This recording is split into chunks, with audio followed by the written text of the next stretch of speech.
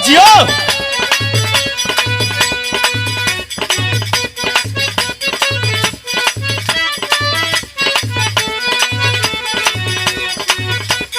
अरे क्या बात है, क्या बात है।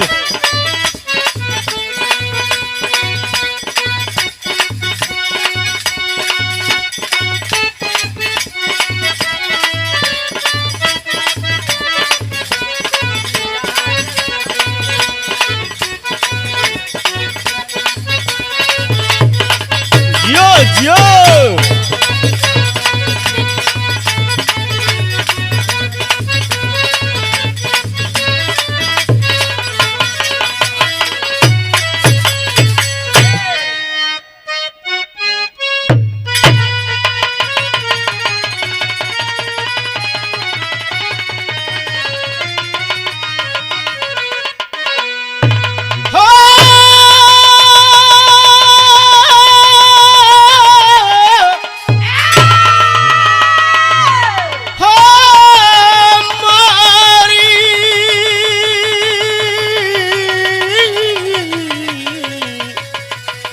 अरे मोरी रामा हो राम।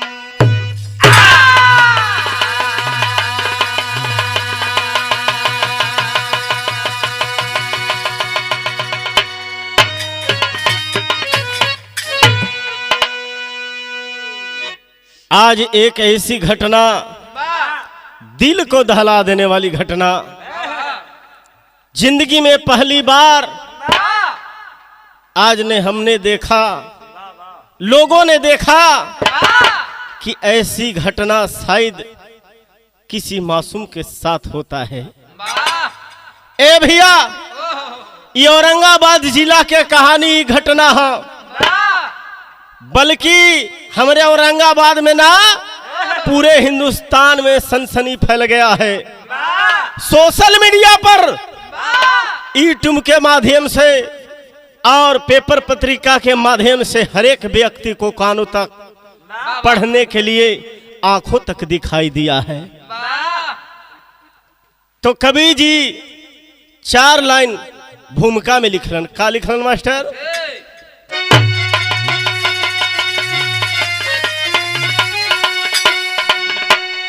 मौत के जब शिकंजे में फंसता है मानो, अरे दानों के चंगुल से छूटता नहीं है। अमर से जब पहले शहादत मिले तो अरे नैनों का आंसू भी रुकता नहीं है। माता का ममता और बहनों का प्यारा, अरे दुलारा और नैनों का तारा वतन है। अरे रक्षा न कर पाए नौमी का परा, पिघलता कलेजा अब बन गया अब कफन है।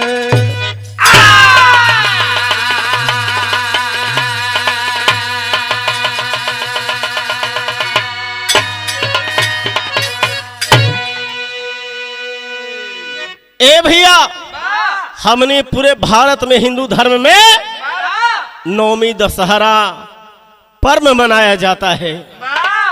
काहे खातिर? एह बदे के हमरे बेटवा के, हमरे बेटिया के सलामत रखिहा। आवे वाला दिन में ए माई तू रक्षा करिहा। लेकिन कबो कबो ऐसन इंसान ही धरती पर आ जलन हो भैया कि कबो कबो ऐसन हैमानियत कर देलन कि लोग देख के चंकित हो जालन कि आखिर भइल का। ऐसी एक घटना है, लेकिन बिरहा में एक गजल के लाइन लगल का लगल?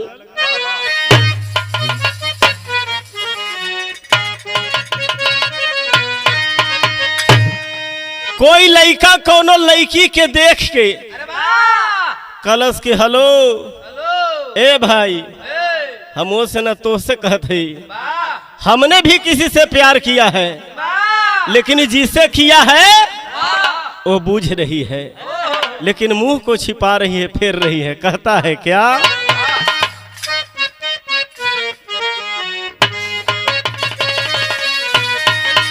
अरे मैंने किसी से, अरे मैंने किसी से प्यार किया है, मैंने किसी से।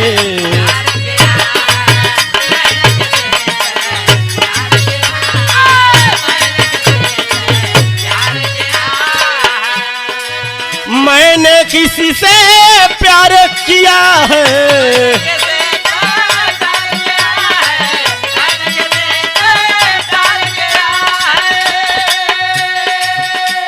अरे मैंने किसी से प्यार किया है, पहली पहली पहली पहली बार किया है, पहली पहली।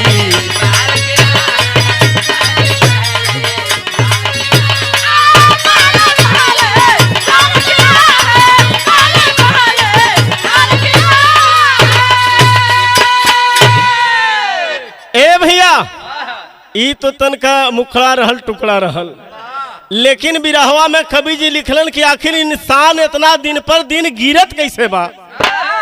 ई जवाना के दोष दही कि लोगन के दोष देहल जाओ कि आजकल के कलयुग में जितने इंसान आए हैं उन लोग को दोष दिया जाए। कहलन कवि जी का,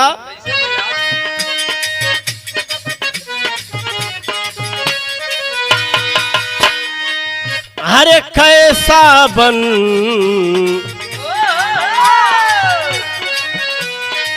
कैसा बन गया है जमाना, कैसा बन गया,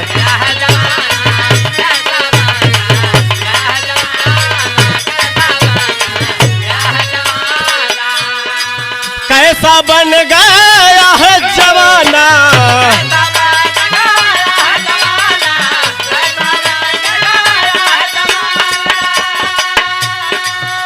अरे कैसा बन गया है जमाना, जीने का अब, जीने का अब न है ठिकाना, जीने का अब।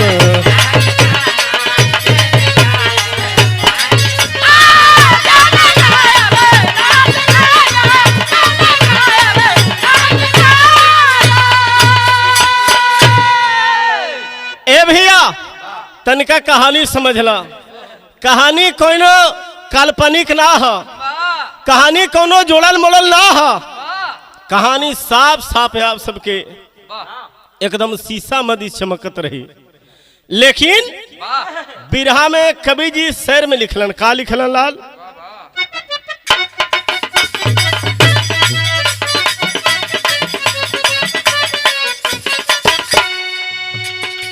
बिहार प्रांत में,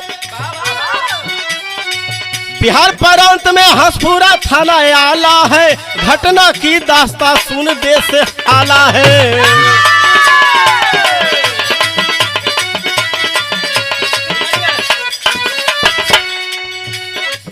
अमन ने संगे भाई गुड्डू को धमकाया है, वंश उजाड़ देंगे क्रोध को भड़काया है।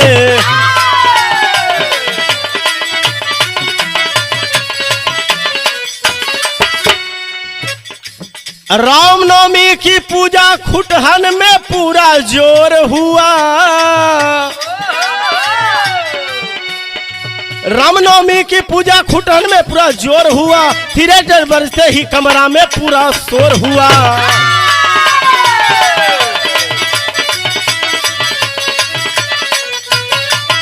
ए भैया, बगलिए में देवी माई के मंदिर रहल, सब लोग पूजा करत रहलन।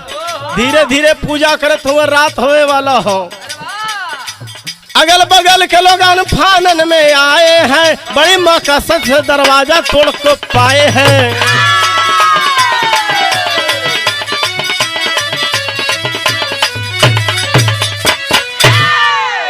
ए भैया, बिहार प्रांत औरंगाबाद जिला हसपुरा थाना के अंतर्गत एक गांव बतावल गया जौने गौवा के नाम रहल खुटहन। भैया हो वही गांव के रहे वाला राजेंद्र भगत नौकरी करत रहलन। कहाँ करत रहलन? झारखंड के कुआं डूबी में। और उनके पत्नी के नाम सोनमतिया देवी। ए भैया धीरे धीरे जिंदगी चले लगल। कैलन का कि जब नौकरी करे लगलन तो वहीं जमीन लेके मकान बना दिलन। और जब मकान बना दिलन भैया तो उनके 2 ठे औलाद रहलन। बड़का लड़का के नाम गुड्डू कुमार और छोटका लड़का के नाम अमंत कुमार। भैया हो धीरे धीरे जिंदगी चले लगल।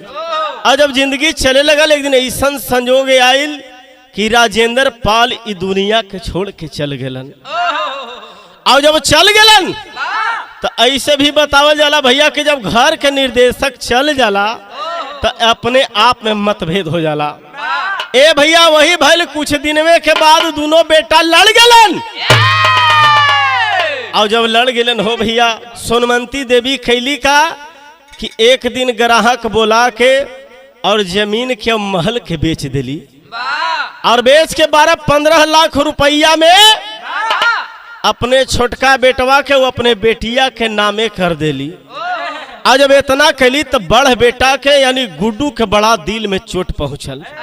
कलश के रे माई 2 गो भाई है तोहार 2 गो औलाद है तो एगो बेटवा के देत हो हमरा न देबू माई।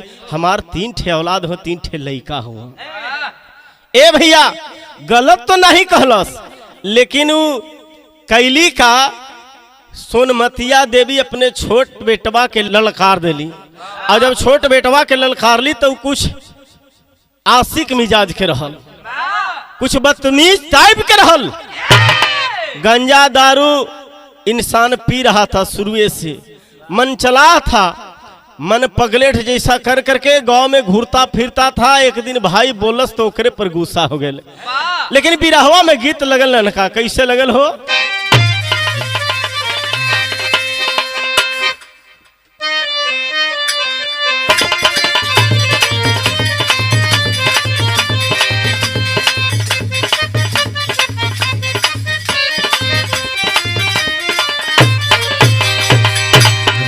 ए भैया ये गीत के बड़ा चर्चा है। हर गवैया लोग गावत हुआ। लेकिन ये गीत कैसा रहल जेटू भैया ऐसा रहल कि कोनो नई नवेली दुल्हन के मर्द के तनका उम्र बेसी मिल गल। मर्दवा उम्रदार मिल गल तो तनका मजा ना आवे। लेकिन सोशल मीडिया पर एक गो लड़की के सुनत है कि जौने मजा 2 गो बेटा वाला में या बेटी वाला में बाल बच्चा वाला में हो वो मजा कुमार में ना हो। कमलेश भाई मेहरारू कहे का कहे? अरे हिले के पलंगिया तो रोज हिलाता।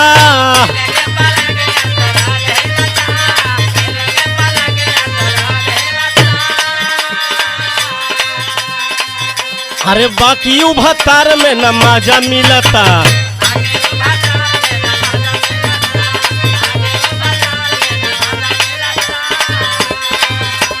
हिले के पलंगिया तो रोज हिलता। बाकी भतार में न मजा मिलता। पलंगा पहोत नहीं सही से मिलनवा बलम के बाउर बाबेलनवा।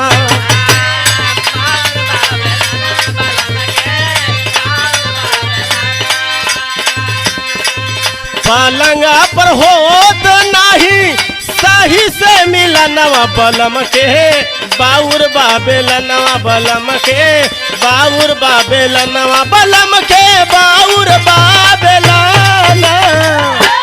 बलम के बाउर बाबेलनवा। बलम के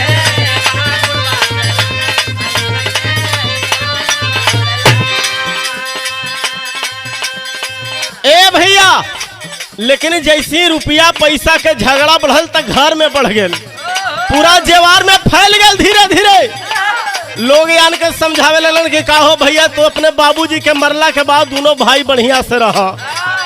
का करत हुआ मर्दे। लेकिन जब छोटका जो रहल नशेड़िया ओकरे मन में खटपट चलत है कि 15 लाख रुपया हो। अगर जो 15 लाख रुपया हमार हो जाई, हमरे माई हमरे साथ हो, तो एकरा में दूसरा के देहला कोनो जरूरी ना हो। ए भैया कुछ मन में विचार करके सोचता है कि माँ हमरे तरफ है, चल जाते हैं कमाने के लिए। कमाने के लिए इंसान चल गया और वहां जाता है, वहीं से अपने भाई से फोन पर बात करता है। क्या करता है, कैसे करता है?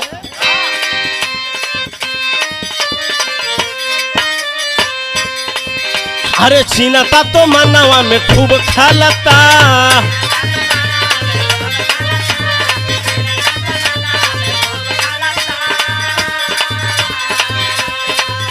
अरे गुस्सा से शरीरिया तो खूब जलता,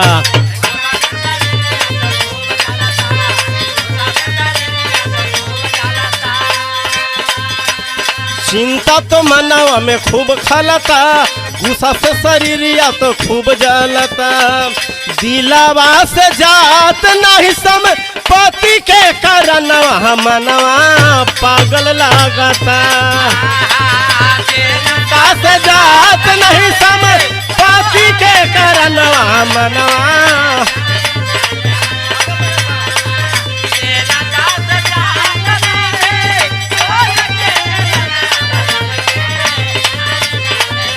हो मनवा पागल लगता, हो मनवा पागल लगता, हो मनवा पागल लगता।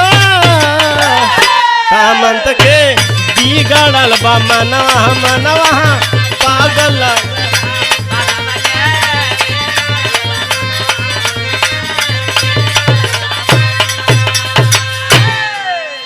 ए भैया कौन करेंगे?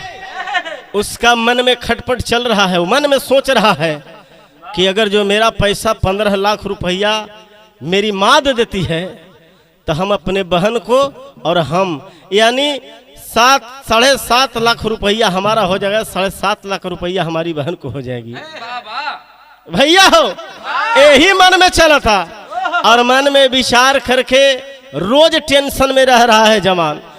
फोन पर धमकाता है अपने भाई को, समझाता है, कहता है कि ए भैया कान खोल करके सुन ला, अगर जो चिंता करबा पैसा से,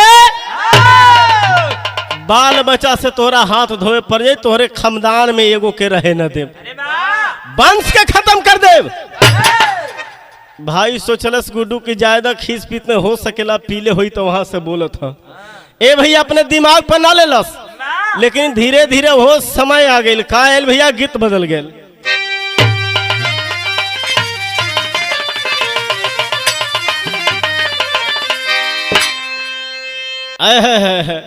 ननका पर्दे लगा क्या हुआ? ए भैया एक ठे हम गीत गौले रही चैत के, हमारे शिव शक्ति म्यूजिक वर्ल्ड पर चढ़ल बा एहू गीतिया चढ़ी बिरहा चढ़ी। कौनो लड़की के गौना नहीं भैल, मर्द प्रदेश कमाए बदे चल गए। कलश की ए राजा जी संगे रहता कटिया करता, हाँ तू मुठियाता हम वही में तनका धरौती, और दोनों प्राणी इतनी सांझ के बतियौती कुछ न कुछ खैती, लेकिन अकेले बानी मन नहीं खे लगत। कहतिया का कहे लाल, इतना दिन ले तू बाहर कमईबा,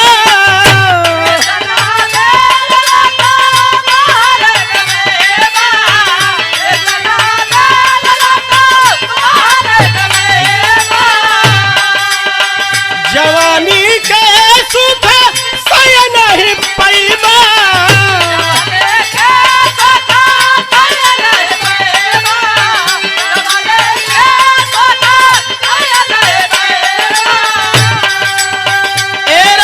इतना दिन ला बाहरे कमाई करल त गौना कहे के कैला, आई जवानी के सुख ना मिली। कहतिया का जिंदगी में एगो अब,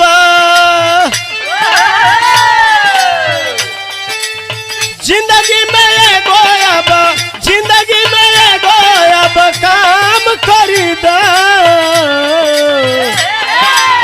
तू नहीं आईबा पीछे पछतईबा, तू नहीं आईबा पीछे पछतईबा, मरे के जहरिया इंतजाम कर दा।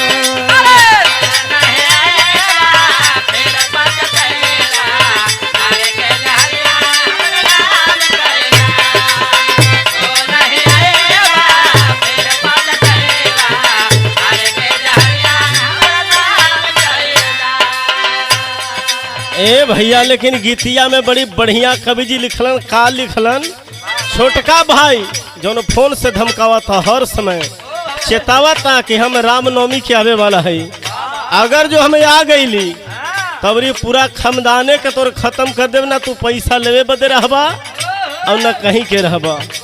भैया हो, धीरे धीरे ओहो दिन आ गई। का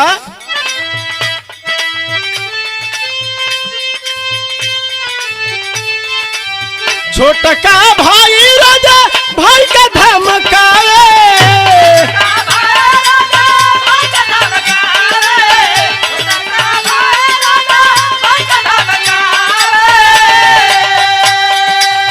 वंश मिटावे के बात सुनावे,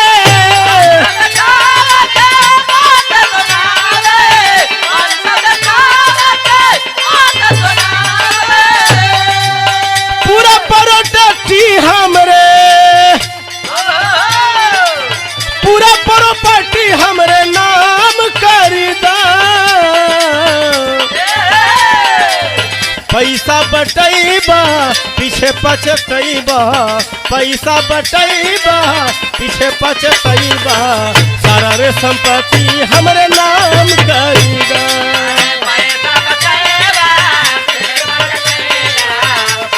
संपत्ति हमरे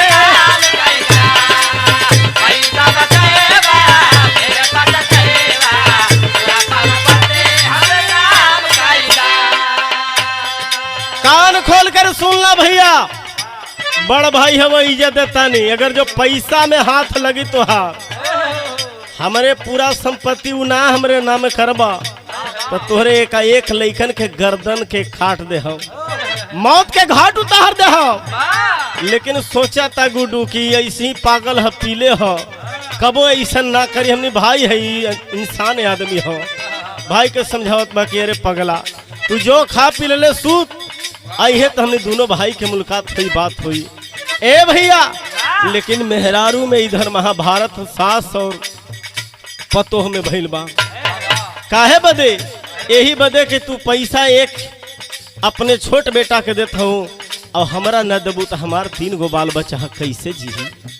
ए भैया, यही में महाभारत भइल हो। कहे के हो का, कुछ दिन में आवत बानी बहरा कमा के,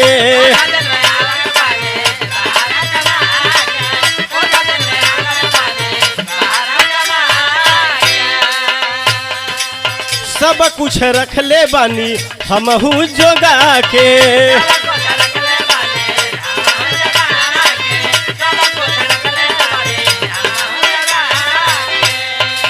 लोभ लालच का वो धोबा दिखाए,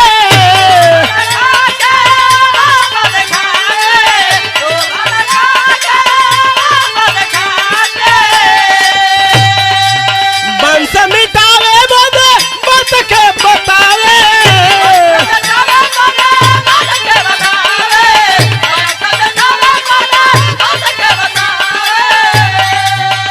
पूरा प्रॉपर्टी हमरे नाम कर दा, पूरा प्रॉपर्टी हमरे नाम कर दा।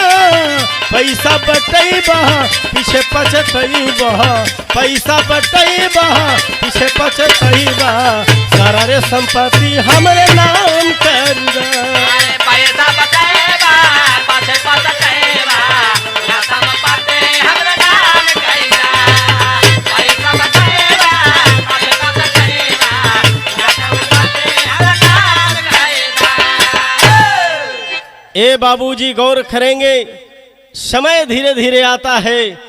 अष्टमी आइल हो भैया, अष्टमी के गाड़ी पकड़ करके घरे आता है। और जब नवमी भइल वो दिन बाबू तीनों लड़का के महतारी पूजा पाठ करे बदे निकल गेली और पूजा करे लगली। ओही में बाबूजी जौन सास रहली हो भैया सोनामती देवी ओहो पूजा करे चल दिली हो भैया। और जब धीरे धीरे पूजा करे चलली तब बाबू अनीता देवी अपने जाकर सासू से कहलस कि ए माई तोहार छोटका बेटा आवे वाला हुआ और बड़ा रतिये से हमार मर्द से लड़त हुआ, तनका अपने बबुआ के समझा दिया। ए भैया ये कोनो बाउर बात ना रहल, लेकिन माई कितना निर्दयी ना होए के चाहिए। माई अपने बेटवा के जैसे ही आवत बा बाबू घरवा में पाँव धैलस तैसी माई सनका दिली हो और सनकी मिजाज के रहल ही सनकल ए भैया। और जब सनकल तब बाबू जाता है और जा करके दारू और गंजा पी करके अपने दोस्तों के साथ घरे आता है और घरे आन करके और एक चाकू ले करके बाबू छिपा लेता है और जौने घरवा में तीनों बचवन सुतल रहलन हो भैया वही घरवा में जा करके अपने चाकू छिपा करके सो जाता है। धीरे धीरे रात बीतती जाती है। जैसी बाबू 12 बजे वाला है ए भैया सब गांव घर के कुछ लोग सुतत हुए तो कुछ लोग झाल मजीरा लेके वही मंदिरिया में बगलिए में बजावत हुए। और जब बजावत हूँ भैया उस समय भैल का मास्टर भाव लगल गीत के कैसे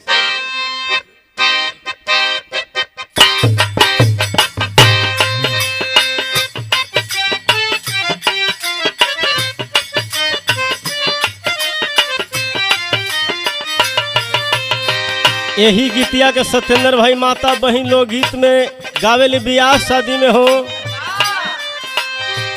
कहाँ के पियर माटी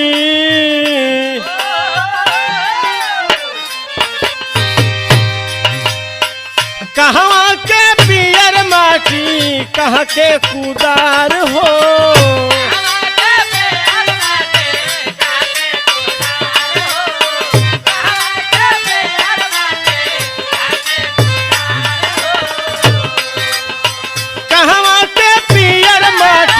कहाँ के कुदार हो कहाँ के 5 सुहागिन कहाँ के 5 सुहागिन माटी कोड़े जात हो।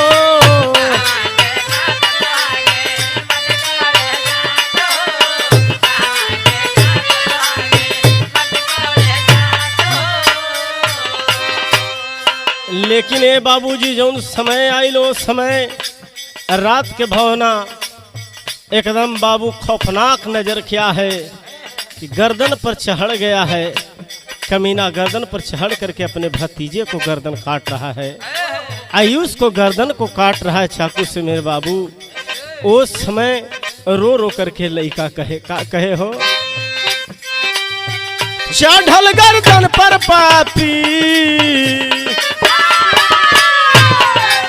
चढ़ल गर्दन पर पापी कैलस वार हो।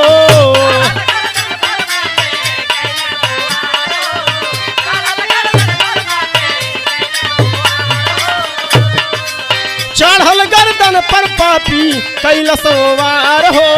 चाचा चाचा बबू आया बा चाचा चाचा बबू आया बा कैलस पुकार हो।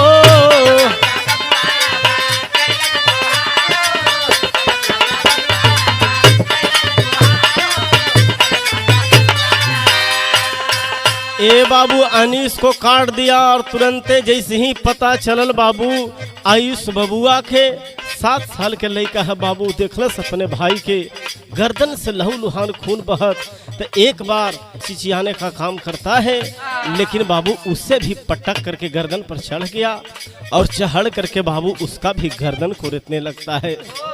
ए बाबू हलक से जुबान निकल रहा है मेरे दोस्त आखिर के तो मासूम बच्चे थे ना। ये निर्दयी मानता नहीं है बाबू थोड़ा सा चंद रुपयों के कारण संपत्ति के चलते अपना घर को बर्बाद कर रहा है। लड़का रो रहा है बाबू ए चाचा एगो भैया को मार देना ना हमारा को छोड़ना चाचा। लेकिन निर्दयी मानता नहीं है करता है का मनलस निर्दयी नहीं काटलस मऊरिया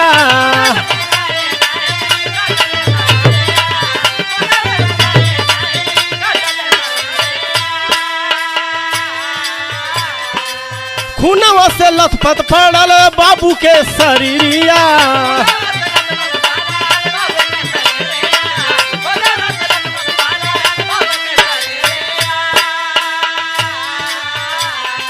सबले बाबू 5 साल के मासूम बिटिया के जब चिल्लात अपने भैया की आवाज सुनने से बाबू जग जाती है, दौड़ करके भागने की कोशिश करती है, फर्श पर पटक दिया, बाल को पकड़ लिया और वही बाबू गर्दन पर चाकू से वार करता है।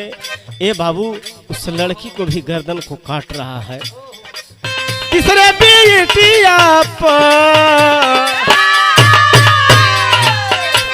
बिटिया पर कैलस वार हो, तीसरे बिटिया पर कैलस वार हो। पापा पापा कही बेटिया, पापा पापा कही बिटिया करली गुहार हो।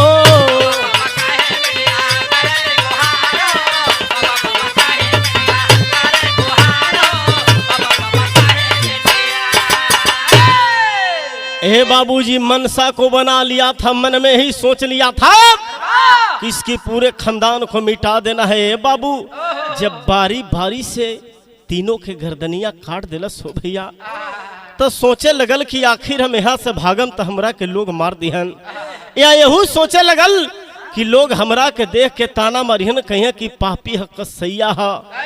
ए बाबू तो कैलस का शराब के नशे में बाबू जौने से गर्दन अपने भतीजा के यानी लइकवन के काटले रहल हो भैया, ओही चकुइया से अपने गर्दनिया पर बार कैलस हो पंचो।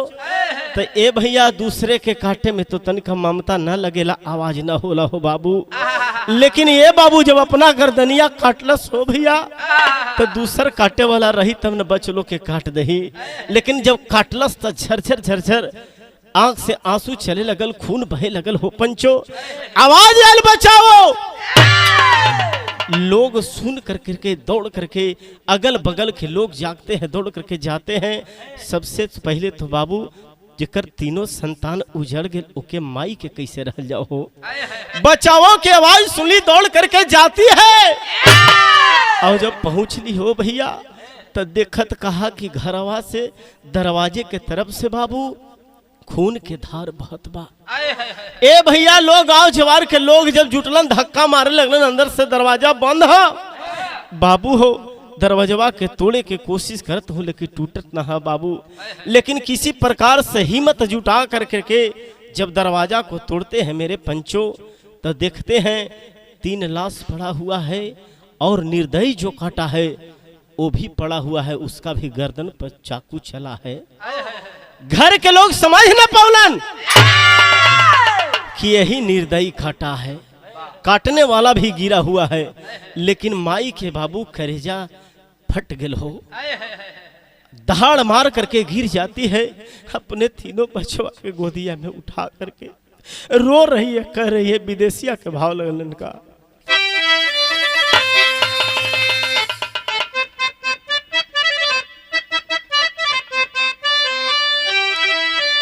यही कहती है कि रोबेली मतारिया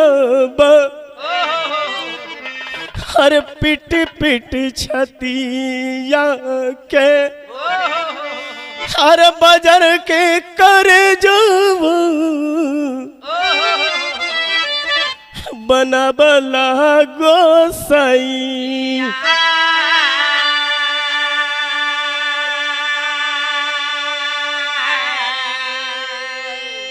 ए विधाता कितना दिन के बाद पत्थर पूजला पर 3 गो औलाद भैलन विधाता, आज वहू के छीन लेला, आज ही माई के दर्द तू खा जानबा। कुछ दिन पहले बाबू अरे बिटिया के दुलारे लोगा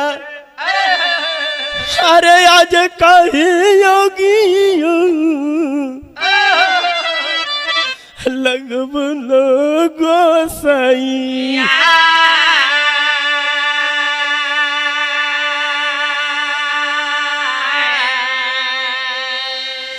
जब लइका न होत रहे तो अगल बगल के लोग बड़ा तानत मारन, ओ दिन बर्दाश्त कैली।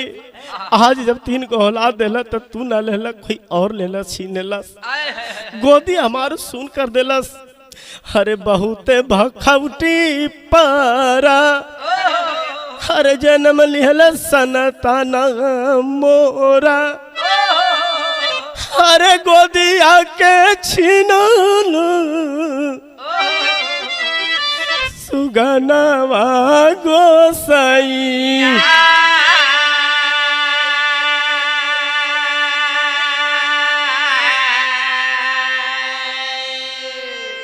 बाबू गांव घर के लोग के काठ मतलब सो सब छाती मुका मारत हुआ, कोई रोवत बा कोई गिरत बा कि आज ई घर में ऐसा न होनी कौन कलस।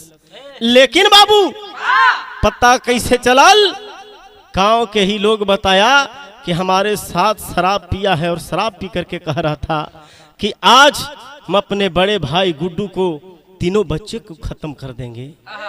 ए भैया आन करके वही बताता है और जब बतौलस तो जौने हथवा से बाबू गर्दनिया के तीनों के काटले रहल हो वही प्रमाण मिलता है कि वही चाकू मिला जिससे वह तीनों गर्दन को काटा था। गांव वाले सुबह के बेला में प्रशासन को इन्फॉर्मेशन करते हैं, प्रशासन आती है और आन करके छानबीन करती है तो पता यही चलता है कि जो अपना चचा था ये संगे भतीजा और भतीजी को काट दिया। पूरे जवार में फैल गया बात, जितना भी चवार के लोग थे आन करके आनंद फानन में वो लाश को देखने लगते हैं। तबले प्रशासन करती है क्या कि तीनों बच्चे को उठा करके पोस्टमार्टम के लिए ले जाती है और प्रशासन के साथ जब पोस्टमार्टम करवा करके लाते हैं और जब प्रशासन लाती है और जब दरवाजा पर आई माई के बाबू पता चलता है पेपर पत्रिका के माध्यम से कि 4 दिन पहले ही नसबंदी भी हुआ था। तीनों औलाद उजड़ गया, उसका कोई नहीं है। ए बाबू जब लाश आती है मेरे साथी तब माई के करेजा फट गेल। वह थानेदार साहब से एक बात कहती है, क्या कहती है लाल?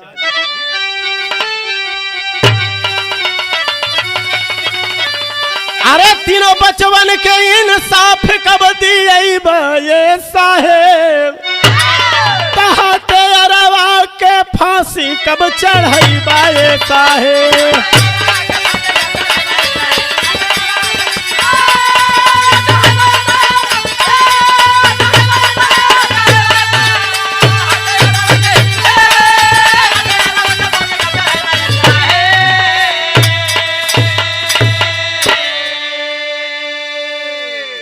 ए बाबू माँ रो रही है, कह रही है कि तीनों बचवन के अब दुनिया से तो छीन लेलस कसैया, लेकिन एकरा कब साहब फांसी चढ़ेबा, जबले फांसी न चढ़ेबा तो हमरे कलेजा के ठंडक न मिली हो। थानेदार साहब के पैरवा पकड़ लेली बाबू और तीनों लसिया आयल कैसे एक बोरी में बंद करके तैयार तीनों के भयल पोस्ट माटम भर के आयल बोरिया। अरे चीता पर चढ़ावे चलन अरे खुटहन गांव के बधरिया, तारे तनिक बबुआ के मुहायर देखई बाए साहेब। अरे तो तनिक बबुआ के मुहा अरे देखई ताए साहेब, कहते अरवन के फांसी कब चढ़ाई बाए साहेब।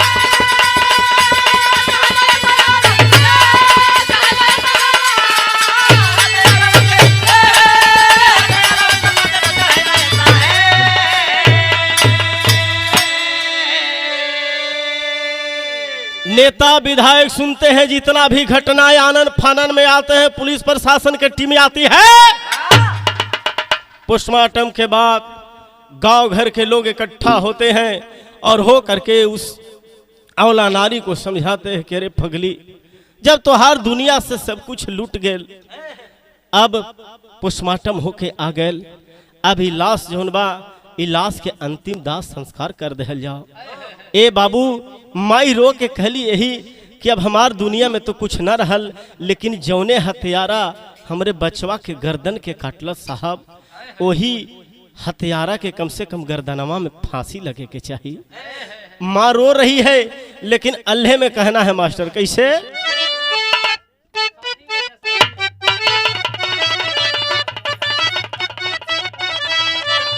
अरे समय के कार का अरे फूटे की सहमतिया, अरे देवी और दुर्गा नहीं होले हो सहा।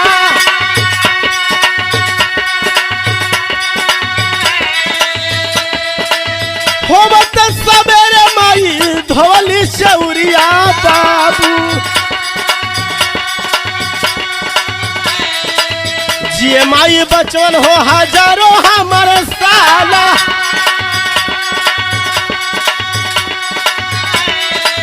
तब नहीं पत्थर से निकलनी माई भगवती, पुनवा से दिहली भक्तौरिया हो लेटा।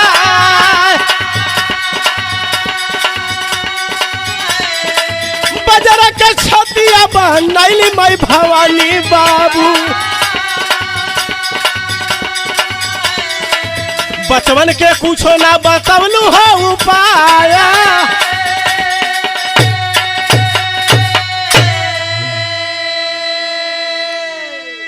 गौर करेंगे पंचो, जो माँ अपने बच्चे के लिए जा करके वह मंदिर में, बगल की मंदिर में, देवी माँ के मंदिर में नवमी के दिन पूजा करती है और जा करके प्रसाद चढ़ा करके यही मांगती है कि हे मैया बड़ी दिन के बाद 3 गो औलाद दिला तो तीनों के सलामत रखी है। ए बाबू आज ओ पत्थर के माँ भगवती के भी, ओ भवानी के भी कलेजा ना पिघलल हो बाबू कि जाके कैसू कसैया के मती मार के तीनों बचवन के बचा देतन। ए भैया तो यही से माई कहली रो करके कि तोहरा पूजला से हमरा कोनो फायदा ना मिल हो माई, भले एको वंश ना रही, निर्वंश कही थी, लेकिन आज देख के छीन लेला, एकरा से बड़ा दुख हमरा कब होई। ए बाबू माँ रो रही है लेकिन आखिरी भाव में कहती है क्या, ए बाबू लेकिन जब प्रशासन ले जाने के लिए तैयारी करता है हॉस्पिटल में, कहाँ रहलन, गया जी में, और गया जी से ला करके ठीक कर करके प्रशासन वो हॉस्पिटल से छुड़वा करके हाथ में हथकड़ी डाल करके जब जेल के अंदर लेके जाते हैं, उस समय के भाव लगल मास्टर कैसे,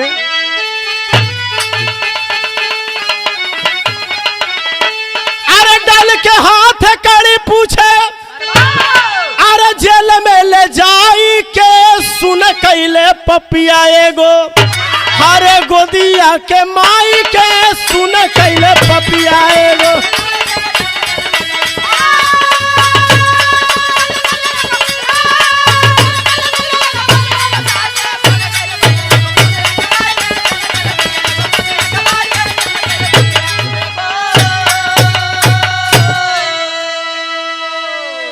जब बाबू होशो हवास में आता है, हथकड़ी डाल करके प्रशासन ले जाती है, जेल में बंद करती है, रिमांड पर पूछती है तो कहता है कमीना कि हमने संपत्ति के लालच में अपने दोनों भतीजे को और एक भतीजी को सरेआम कत्ल किया है।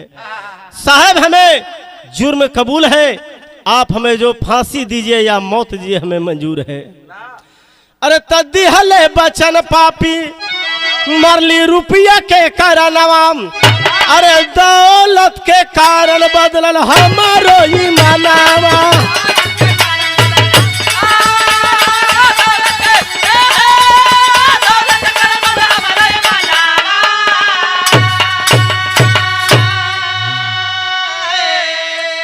अरे रोवे अमंत पापी, अरे आंसुआ बहाई के सुन कैले पपिया एगो, हरे गोदिया जमाई के सुन कैले पपिया।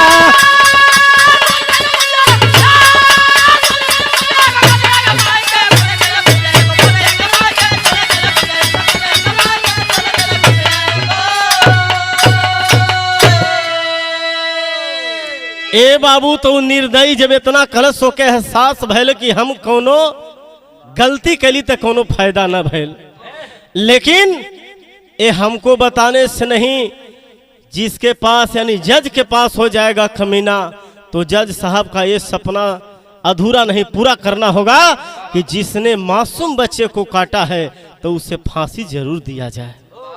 मैं यही अंतिम कहानी के साथ आप सबके बीच में गुरु घराने के पर्चे लगल रहने बाबू का।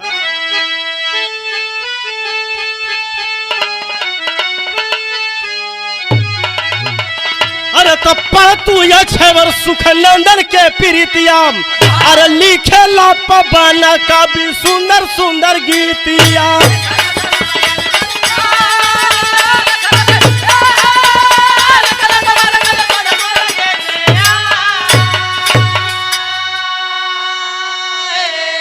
अरे गवेला ब्रिजनंदन लाल, अरे यसुआ बहाई के,